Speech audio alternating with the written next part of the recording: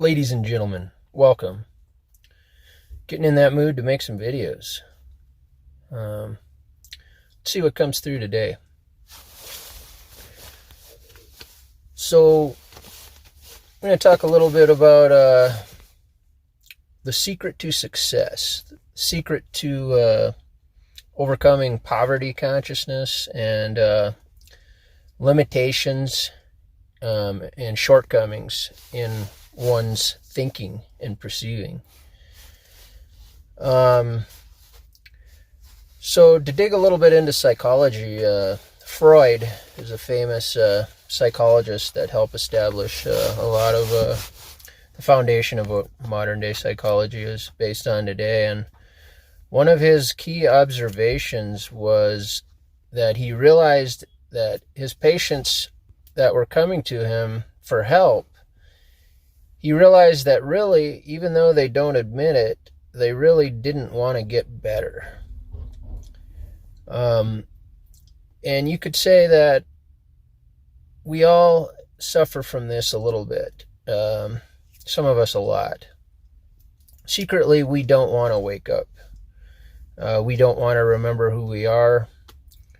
We don't want to do the personal work that's required to change one's thinking and perceiving.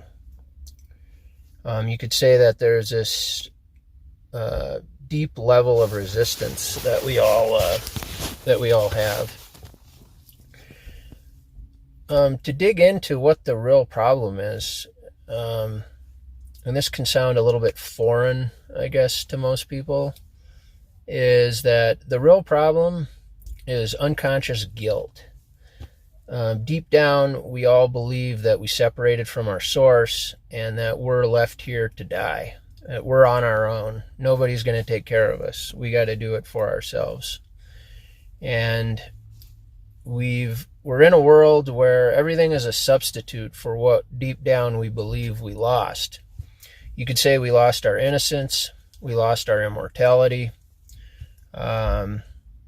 We lost our true identity. And now we wander like an alien in threadbare and clothing, left to die. Lonely and afraid.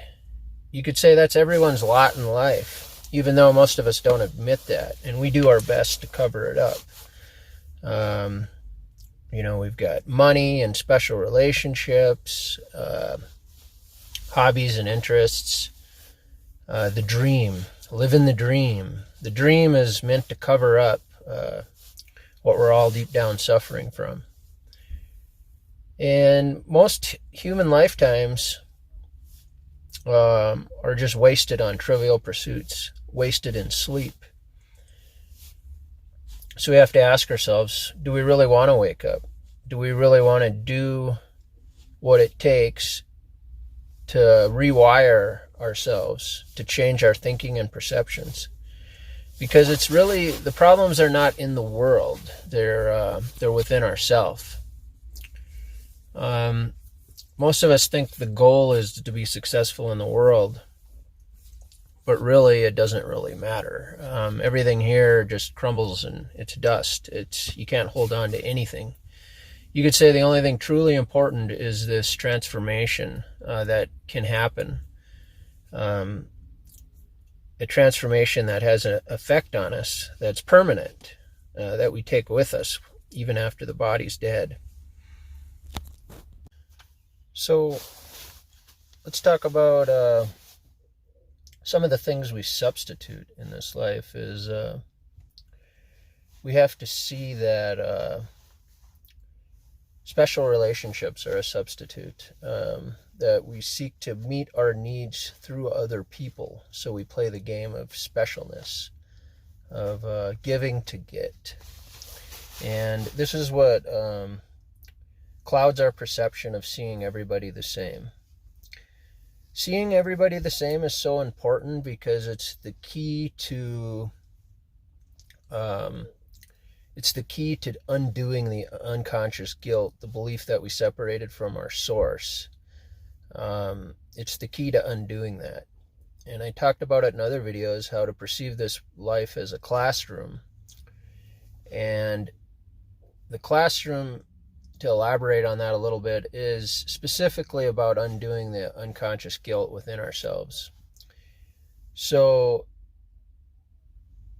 what happens is we experience a shift in perception where we not only see everybody the same, but we see that the innocence is intact. Beyond the ego game of love and hate, the innocence in everyone is still intact. No matter how horrible the person is deep down, the innocence within them is still intact. And that's what sets our mind free, ultimately, from the love and hate, the guilt game. So we're able to walk in this world. We're in the world, but not of it. We're able to walk amongst them, but our perception is shifted. We're out of the game of the guilt game. Call it the guilt game. The guilt game's all around us. You could see projection of guilt is just about in the theme in everything is guilty and innocent and special identity. So it's very freeing to experience that too, to have that shift in perception where you see the innocence in everyone. And it's not at the level of behavior. This isn't about the level of behavior. It's about an internal shift in perception, which is usually kept to oneself. It merely restores the dreaming mind to an awakening state. It's definitely some of the most important things. It'd probably be a big turnoff to a lot of ego-minded people, seeing the innocence in everyone. What kind of weak shit is that? The ego might say. The human ego kind of likes to be kind of slithery like a snake, kind of cunning, kind of, you want to be a badass, you don't want to be weak. But really, most of the human ego defense mechanisms are actually a weakness once you really actually perceive them. Anything but love, real love, is a weakness. Real love includes all. It's not a Hallmark card. It's not something. It's not sex. It's something that we're not really familiar with. It includes all. If you deny one person, if you hate one person, you've closed yourself off to this love inside that sets you free.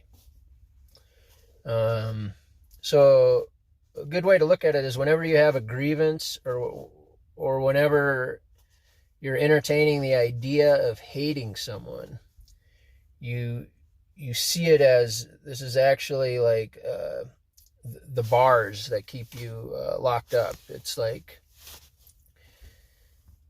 the saying, until you forgive everyone, you live in the cage you built for them in your mind.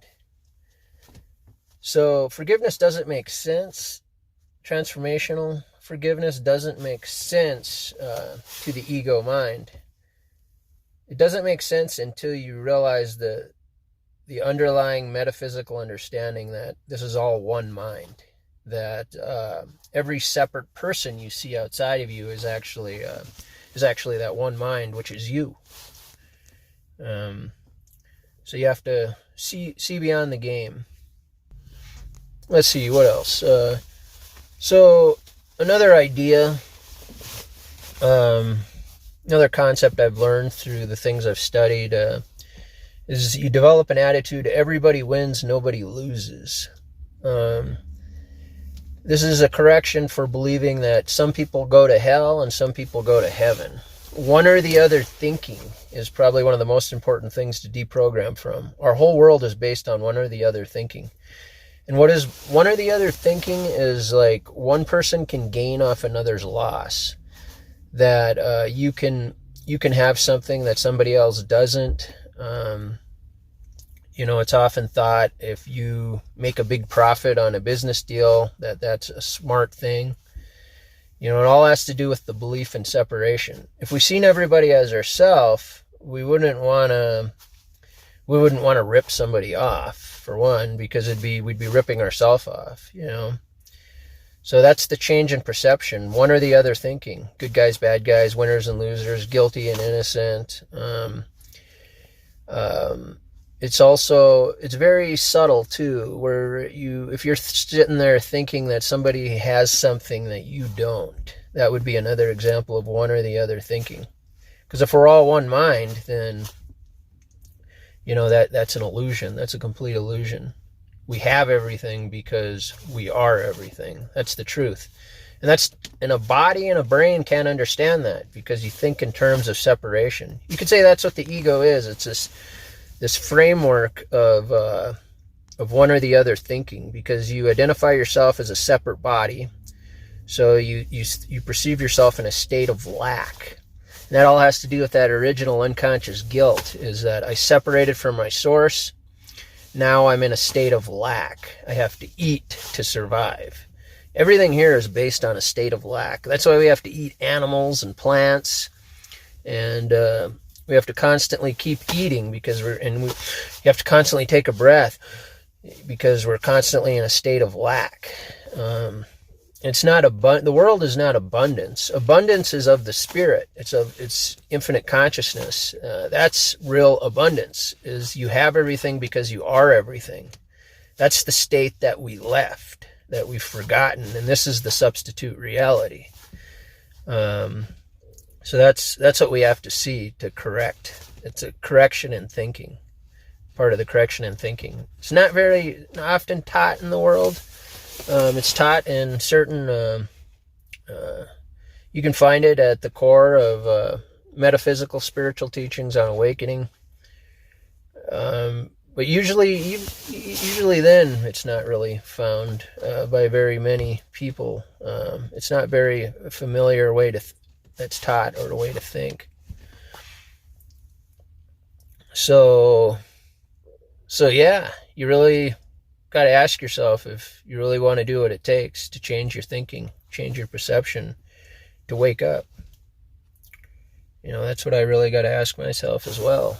You know, how serious am I about this? You know, most of the time is spent in trivial pursuits, money and entertainment, sensation, the sensations.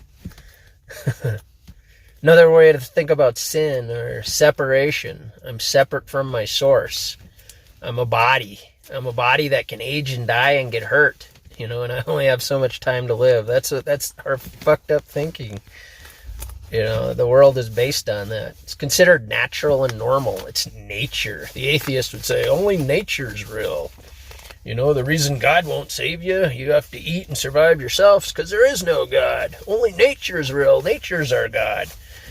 You know, that's a deep misunderstanding of what God actually is. You know, and that's the whole idea, that this is not God's world. You know, this is the infinite mind, or God, not the God taught in church or the Bible, or like an evil Santa Claus, you know, making a list, checking it twice, going to find out who goes to hell or heaven. Not that kind of God. It's the truth. What's actually real, eternal consciousness. It's ourself. It's the I am. I am. That's very misunderstood. I am. What do you mean you are? You're saying you're I am? No, I am is all encompassing. It means everyone. It means you. It means me. It means everyone. There's no one that's outside of that circle. That's what I am means. It's everything contained. I am. It's absolutely everything. There's nothing left out. That's the meaning of I am. So if the ego interprets that, he said he's I am. He is I am, and we shall worship him who is I am. No, I am is, there's no one left out. I am. I am. You're I am. I'm I am. Everyone's I am. There's nobody that's not I am. The body is merely clay. It's a mere dance of illusion. Physical body and matter. It's just a dance of illusion, a dance of energy.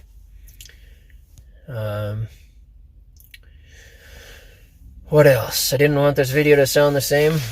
I'm gonna probably going to try to get creative and start doing something different with this channel. Start making some vlogs and stuff, and going to get back into some more drone stuff. And I just don't want all my videos seem to sound the same. I talk about the same things, so I'm going to try to mix it up, try to tap into some of my creativity, and try to do some different stuff as well. I know not everybody enjoys these videos. They're probably a big turnoff, actually, to a lot of people. I can see that it would offend a lot of people's thinking and beliefs. Anyone who's rooted in the worldly programs of church, religion, education. I am an educated man. This is crap. Or, I did not learn about that in school. Or, the church said, the Bible says, quote rape scripture. So yeah, I'm going to try to do something different. I welcome you guys. I'm getting a few views at least. I welcome you. If you have any requests, I can definitely try to fulfill. If you have any requests for something for me to talk about, I can share some of my past even.